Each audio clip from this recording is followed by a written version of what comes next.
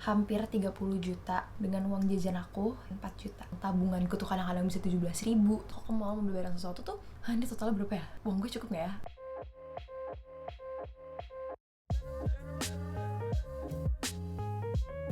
Hai guys, jadi hari ini aku bakal ngasih tau kalian I save up in high school karena it's not an easy thing for me. It may not be an easy task for you as well. Dan aku bakal ngasih tau kalian cara yang benar-benar bekerja untuk aku, seorang yang boros. Oke, background story dulu ya. Aku pertama kali dibikinin rekening itu waktu aku kelas 6 SD. They just wanted me to understand how it works. Dan di situ papaku menetapkan sistem, misalnya hari gajian aku tuh hari Senin.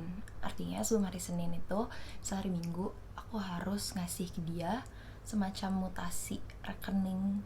Jadi ada tanggal, terus ada pengeluarannya buat apa, terus nominalnya berapa, dan sisa uangku tuh berapa setelah pembelian barang ini. Kalau aku nggak kasih itu, aku belum bisa dapat uang jajan. Kelas 7 aku lupa tuh uang jajan aku berapa, kasihnya tuh per bulan pas itu, karena menurutku sendiri emang nge-manage uang per bulan tuh lebih susah daripada per minggu. Kalau per minggu, misalnya habis minggu ini, ya udah tinggal nunggu hari Senin udah ada lagi gitu. Aku pernah dulu bener-bener uang aku tuh nol kan, kayak aku lupa deh minimal saldonya berapa, kayak udah dikit banget gitu. Bisa gak sih sampai perak-perakan gitu, kayak 700 perak gitu, pokoknya dikit banget.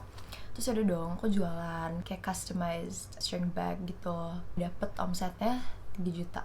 Terus aku beli kucingnya harganya 3 juta juga. Jadi ya udah, habis itu uang gue habis. Awal 2018 aku tuh udah mulai sadar kayak, kok bisa sih selama ini dari aku kelas 6 SD tuh aku selalu dikasih uang dan aku sering jualan, tapi kenapa uang tabunganku tuh kadang-kadang bisa 17.000, 7.000. Aku tuh gak sukanya setiap kali aku mau beli barang sesuatu, beli barang sesuatu tuh aku selalu panik kayak, ini totalnya berapa ya? Uang gue cukup gak ya? Aku selalu harus ngecek saldo aku dulu gitu. Zaman dulu tuh pada saat itu memikir cara supaya aku bisa punya uang tanpa harus panik-panik. Pokoknya pengen ngerasa security dan bangga aja sama diri sendiri bisa nabung. Waktu aku kelas 11, 2018 nih, itu aku baca buku dan di situ dia nulis salah satu tipsnya adalah masukin income kita ke dalam amplop-amplop. Ada kayak 5-6 amplop yang aku tulisin. Jadi dulu aku minta sama mamaku kayak gini nih, amplop-amplop kayak gini. Ini udah gak ada uangnya. Jadi dulu isinya tuh saham, tabungan, emergency, hangout, sedekah. Dengan teknik ini, aku berhasil ngumpulin kira-kira hampir 30 juta dalam waktu 8 bulan dengan uang jajan aku 4 juta. Waktu itu aku benar-benar gak pernah megang uang di rekening yang lebih dari 10 juta, let alone cash 28 juta. Jadi 4 juta, 1 juta itu dimasukin ke saham dalam bentuk cash ya, dimasukin ke amplop-amplop ini. Hangout, main ke mall gitu-gitu tuh 800.000. To put it into perspective, nge-gojek tuh sehari bisa 50.000 ya kan. Belum ke mall, jajan Starbucks, mau beli baju, make up. Yang aku amazed sama diri aku adalah dulu tuh aku gak ngerasa kayak aku tuh di restrain. Kayak aku tuh mau have fun, ya aku have fun aja. Emergency 300.000, tabungan 1,8, terus sedekahnya 100.000.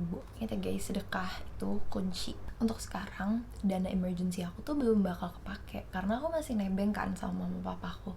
Tapi di sini tuh yang aku pengen adalah ngebangun mentalitas aku yang harus punya uang cadangan emergency. Ya udah, untuk ngelatih aku pisahin aja walaupun sedikit ya kan, 300.000 dari 4 juta. Nah, di sini tuh kalau kalian pikir-pikir, basically pengeluaran aku per bulan itu tuh 800.000. Beli 2 baju Zara gitu loh. Dan 800.000 itu tuh bisa habis dalam 1 hari. Dan di situ tuh aku harus berusaha gimana caranya uang 800.000 itu harus nyampe 1 bulan. Jadi dulu misalnya aku mau ke mall nih, aku tuh makan dulu di rumah. Kecuali emang aku udah niat nih, aku pengen banget nih makan apa. Di situ emang masalahnya aku lagi pola makan sehat. Emang makannya di rumah aja. Keluar ke mall pun aku nggak bawa kartu debit.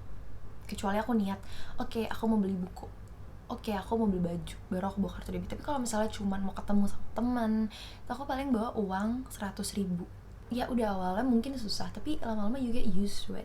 Kayak aku ngeliatin H&M, Zara, segala macem tuh aku nggak kepengen masuk gitu, kayak karena aku tahu kalau aku masuk ujung-ujungnya aku akan ngebeli hal-hal yang aku nggak perlu. Kecuali aku dari rumah udah niatin, oke, aku perlu kaos warna hitam, ntar aku mampir ke H&M. Tapi kalau di rumah aku nggak ngapain, artinya aku nggak butuh. Aku hebat ya ngomongnya. Kalau summer aku keluar negeri tuh ada sisa uang, aku simpen buat diri aku. Mungkin 4 juta yang aku tukerin, artinya aku berhasil nabung sekitar 24 juta yang pure dari uang jajan aku sendiri. And that's more than 50% of my income, which I think is awesome. Mengenal aku yang orangnya boros. Terus akhirnya bulan Desember aku bilang, aku pamer ke papaku, kok nggak dinaikin uangku? Saya dinaikin, jadi 4,5 juta sebagai reward. Karena papaku tuh tipenya orangnya bukan yang, oh uang kamu masih ada, ya udah nggak usah dikirimin ya gitu. Tapi dia lebih kayak, oh uang kamu banyak, ya udah nih papa tambahin gitu. Jadi intinya guys, kalian itu harus punya goal. Goal kalian apa? Goal kalian mau punya uang 100 juta. Timelinenya kapan? Tahun 2022. Ya udah, terus kalian bagi tuh income kalian dari sekarang sampai tahun 2022, misal Desember 2022. Mungkin gak sih punya uang segitu? Harus realistik ya guys. Setelah kalian set goal, udah kalian bagi-bagi tuh income kalian kayak yang tadi aku lakuin. Harus disiplin ya, naruhnya di amplop-amplop supaya aku tahu kalau uang di amplop ini nih, di amplop yang tabungan dan di amplop saham itu tuh nggak boleh dipegang. Tapi kalau di amplop kan bener-bener ya udah cash gitu, kamu nggak bawa kemana-mana. Sebenarnya the goal is to forget that you actually have money. Jadi kalau misalnya kalian udah kelompok-kelompokin, kalian tulis pengeluaran-pengeluaran kalian dan itu masuknya ke kelompok apa. Untuk kalian bisa analyze nanti di akhir bulan, kok overspending ya, overspendingnya di mana, apa yang harus aku kurangin. Kalau aku dulu nulisnya gini, aku gak tau kan bisa lihat atau enggak, tapi ini misalnya bulan Februari, ini tahun 2019, tanggalnya berapa, terus apa keterangannya, apakah dia uang main, uang hangout, atau uang emergency, terus untuk apa dan berapa. Terus nanti di bawahnya tuh aku tulis jumlahnya berapa. Aku nggak pernah nabung untuk beli sepatu ataupun tas. Kalau kayak gitu aku mendingan nunggu mama papaku yang beliin aja. Kalau aku beli pakai uang aku sendiri, tas dan sepatu tuh bukan sesuatu yang produktif, bukan aset produktif, nggak bisa menghasilkan uang. Makin hari, makin minggu, makin bulan, makin tahun, bukannya dia nambah nilainya, tapi dia makin depreciation gitu, makin berkurang gitu, cuma bisa rusak doang. Misalkan harganya berapa? 10 juta. Aku ngumpulinnya dengan keringat, sweat, blood, and tears. Terus habis dalam 3 kali kunjungan ke Dior. 3 kali kunjungan ke Dior. Tapi sekarang aku lagi nabung beli kamera, karena menurut aku itu menghasilkan uang ya kan, untuk YouTube channel supaya bisa lebih berkembang, ya gak sih? Kayak di sini aku juga mau acknowledge privilege aku yang emang gak harus menabung untuk segala hal yang aku pengenin. Kalau emang kalian pengen nabung untuk beli sepatu dan tas, aku saranin kalian kalian tambahin 1 amplop untuk si sepatu dan tas. Jadi kalian mikir sendiri, gimana dari misalnya aku nih, dari uang 4 juta itu aku bisa nabung sedikit-sedikit untuk sepatu. Oh misalnya dari si uang tabungan aku kurangin deh 200.000 setiap bulan, aku masukin ke sepatu. Dari si hangout ya udah deh aku jajannya kurangin untuk nabung beli sepatu gitu. Walaupun mungkin uang kalian sebulan tuh cukup untuk beli sesuatu itu. Thank you for watching. Semoga tips and tricksnya berguna untuk kalian. Kalau mereka emang berguna, komen ya. Don't forget to like and subscribe.